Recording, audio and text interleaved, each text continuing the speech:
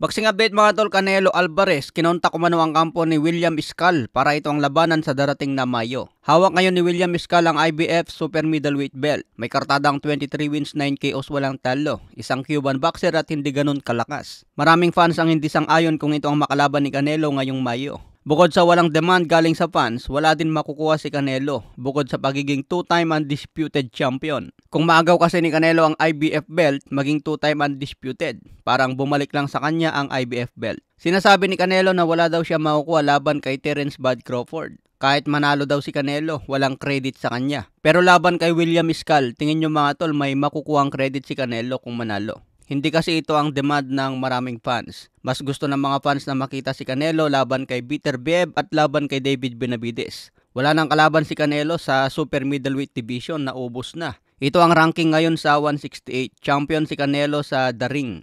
Numero 1 si Jaime Munguia. Number 6 si William Iscal. Number 8 si Edgar Berlanga. Wala nang matinding kalaban si Canelo sa Super Middleweight. Si Benavides sana malakas na kalaban pero umakyat na rin sa 175 light heavyweight. Kaya magkakaroon na lang ng big fight si Canelo kung aakyat sa 175. Sagupain si Beterbiev, Benavides at si Dimitri Bivol. Samantala, kawawa naman ngayon si Terence Crawford. Kung hindi makalaban si Canelo, kailangan maghanap ng ibang kalaban para maging aktibo. Pwede niyang palagan ang dating champion na si Tim Tszyu. Pwede rin unification kontra Sebastian Fundora. Pwede rin unification kay Bakram Murtazaliev na may hawak sa IBF Super Welterweight Belt. Maraming option si Crawford mga tol, hindi lang si Canelo. Kikita pa rin si Crawford laban sa mga champion sa Super Welterweight.